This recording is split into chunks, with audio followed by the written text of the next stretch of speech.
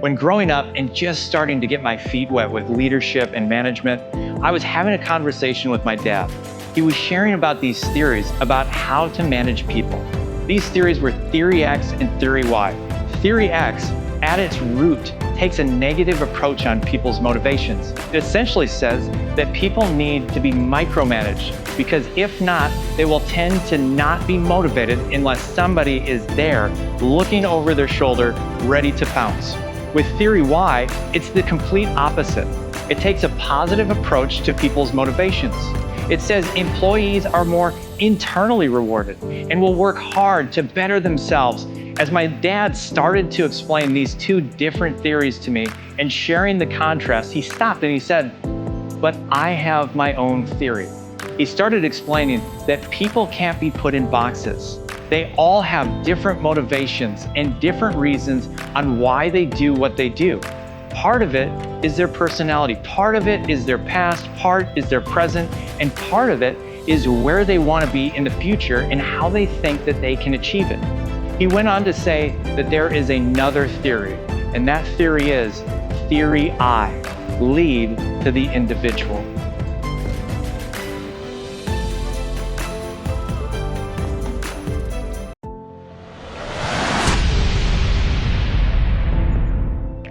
Resiliency. Resistance happens in life, in your career, your business, your relationships. There will be resistance at times, friction that slows or grinds things to a halt. The definition of the word resiliency is to have the capacity to withstand or to recover quickly from difficulties. For all of us, we need to recognize how important it is for us to develop resiliency.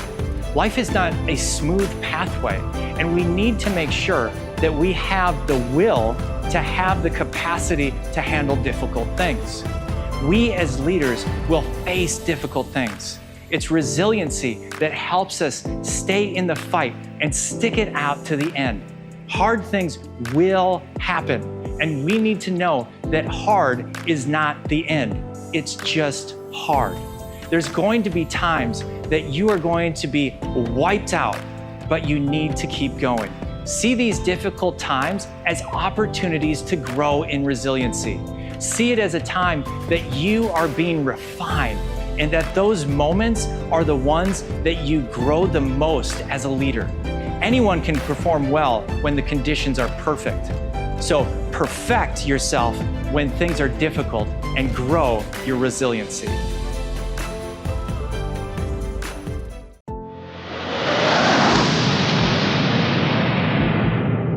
Here's the thing about growth. It's never easy, and it's never smooth. In fact, growth, by its very nature, requires resistance. It's the push and pull, the friction, the moments of struggle that actually make us stronger. Think about lifting weights. When you're in the gym, you're literally tearing muscle fibers so they can rebuild stronger. It's uncomfortable, it's hard, but it's also the process that leads to growth. Leadership, business, life, it's no different. I remember a season early in my career when everything felt like an uphill battle. I was stepping into a new role, trying to prove myself, and every day felt like I was hitting wall after wall. Deadlines were tight, resources were limited, and I was constantly running into resistance from people, systems, and even my own self-doubt. At one point I thought, maybe I'm just not cut out for this. But I remember hearing a podcast that shifted my perspective. It said, resistance isn't a sign that you're failing. It's a sign that you're growing. If there's no resistance, you're probably standing still. That truth stuck with me. Growth isn't supposed to be easy. Resistance is what challenges us to adapt, innovate, and get stronger. Without it, we'd stay right where we are, safe, comfortable, and stagnant. Growth isn't without resistance, but the resistance is what makes the growth worthwhile.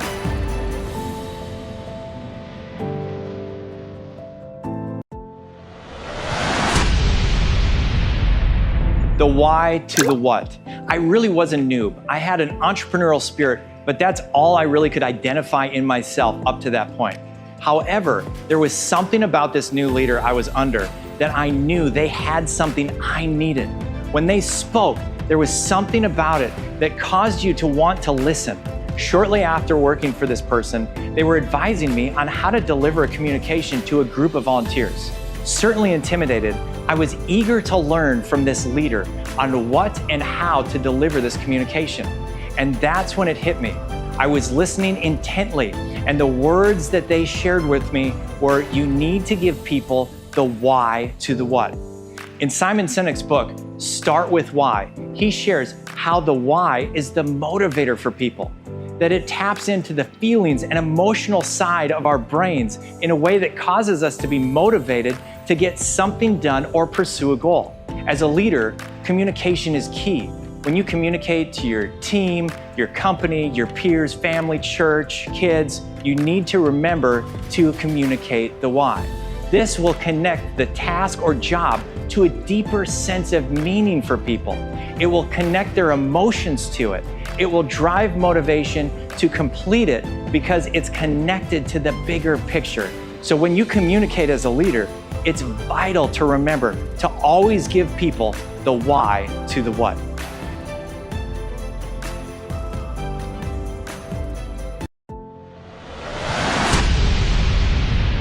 I used to be a perfectionist, and let me tell you, it's exhausting. I'd agonize over every detail, convinced that if I didn't get everything just right, people would notice and judge me. Whether it was delivering a presentation, launching a project, or even sending an email, I felt this pressure to make it flawless. But here's the thing, striving for perfection often slowed me down. In fact, it made it hard to deliver anything at all. It reminds me of the old saying about the farmer waiting for the perfect weather to plant. They check the clouds, feel the breeze, look for signs, but in their hesitation, the season passes and nothing gets planted. The same thing happens when we obsess over perfection.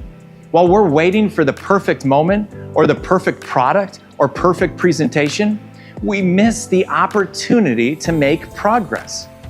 That realization changed everything for me. I started focusing on progress over perfection. I shifted my mindset to see the value in delivering something that was good enough to get the job done, even if it wasn't perfect. Progress isn't about lowering your standards or accepting mediocrity.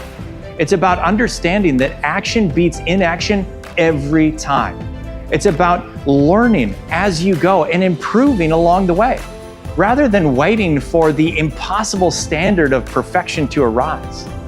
As a leader, I've seen this play out countless times. Teams that embrace progress over perfection are more innovative, more productive, and less stressed.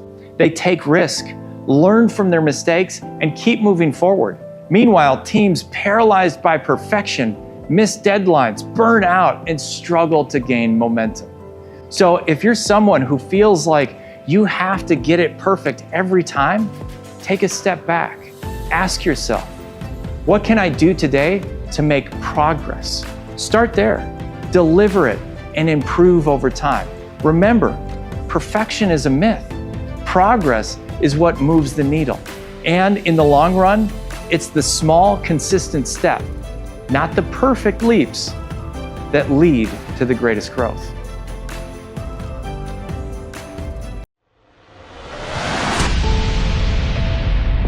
I'll never forget listening to Spencer Tillman, the former NFL player and announcer, as he talked about a football team finding its confidence. He shared that confidence wasn't something the team magically discovered in the locker room or during a pep talk. It came from seeing themselves succeed on the field, making plays, executing the game plan, and proving over time that they had what it took to win. That insight stuck with me because it's true far beyond football. Confidence doesn't come from hype or wishful thinking. It comes from demonstrated ability, seeing the evidence of your own hard work and skills in action. I remember applying this lesson in my own life early in my career. I just stepped into a leadership role, and like many new leaders, I felt out of my depth. I didn't have the confidence I saw in others. Others around the table were more experienced and had been in the industry longer. Then I realized something. The people who seemed so self-assured weren't just born with it. They earned it by doing the work, trying, failing, and succeeding. I started approaching my role with that mindset. I focused on doing the small things well, running a meeting, resolving a conflict, hitting a deadline, small things. Each time I succeeded, my confidence grew. It wasn't an overnight transformation. It was a steady build, play by play, just like that football team Tillman talked about.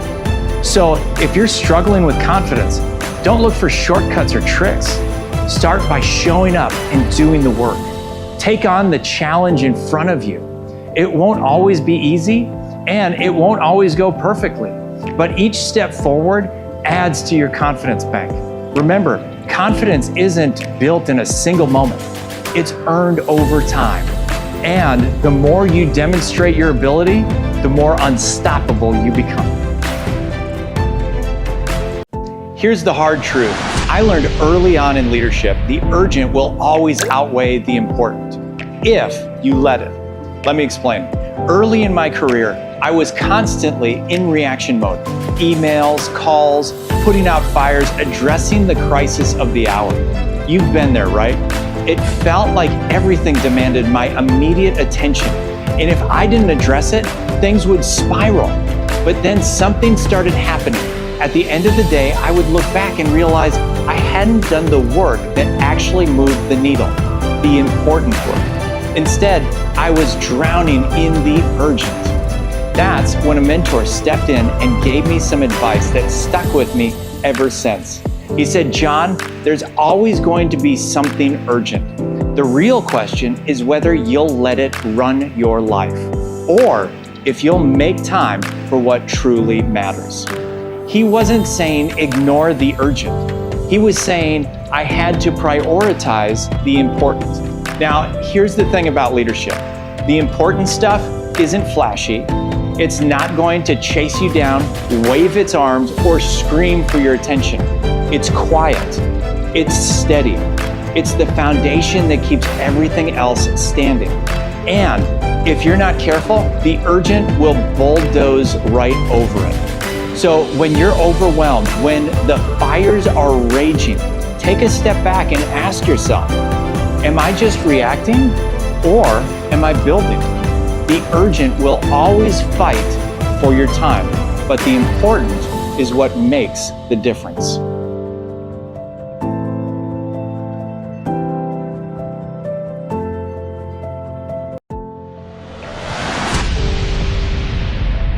Comfort is easy. It's familiar, predictable, and safe. And for a long time, I let that comfort hold me back. I had opportunities in front of me, chances to grow, to lead, to step into something new, but I hesitated. Why?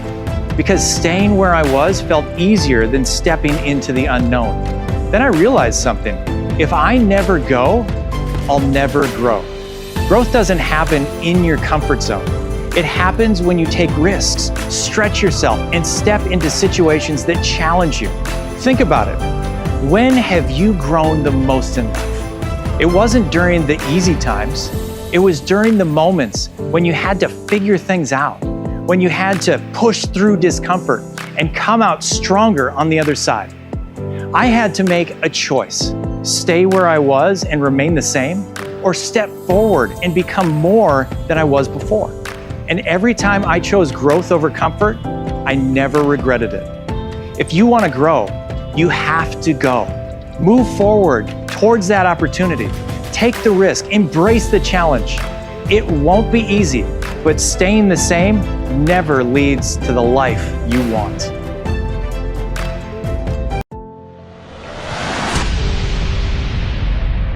You can't just hope to end up where you want to be.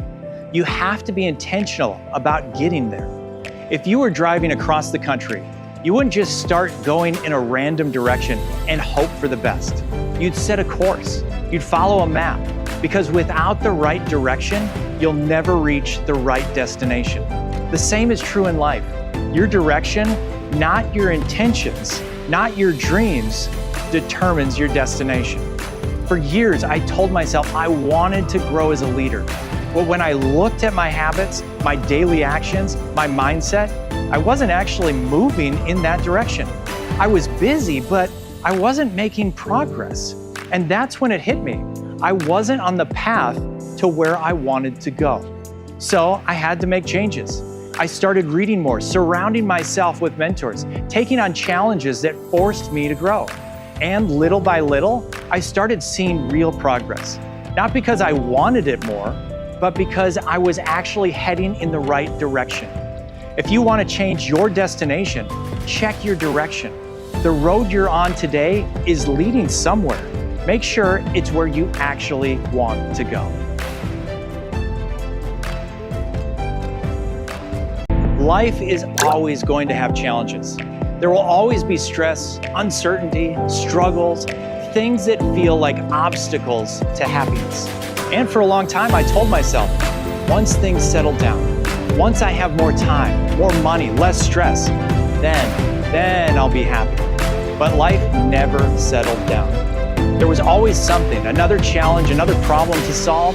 And I realized if I kept waiting for life to be easy, I'd be waiting forever. You can't wait until life isn't hard anymore to be happy.